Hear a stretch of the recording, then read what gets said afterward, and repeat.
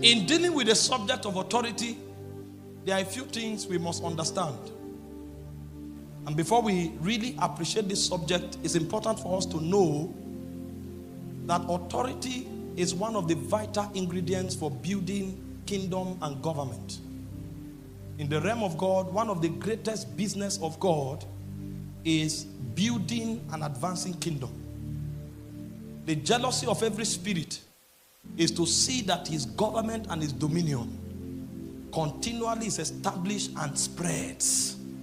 That's one thing that pursues every spirit. That's one thing that drives every spirit. Spirits have an obsession to establish kingdoms and dominions because the realm is divine, designed in that order.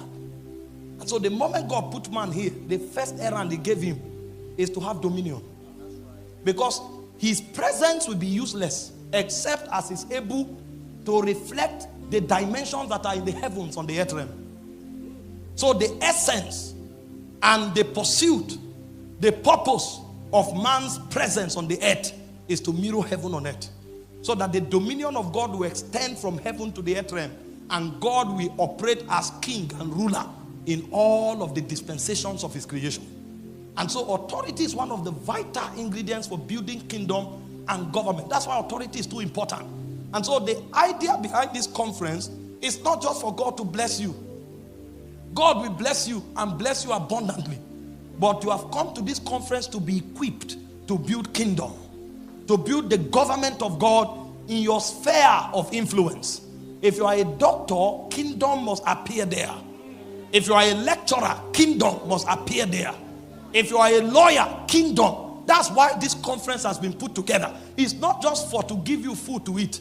By the time we begin to go further, you discover that those things are byproducts. You are too important in God's agenda to be begging for food. Food is supposed to be byproduct. The reason you are drawn to God is for something superior. And so when we are talking the business of authority, we are looking at establishing kingdom. In fact, there are three forces that kingdom rides on. The first is the will of the king. Every king and every spirit has a will.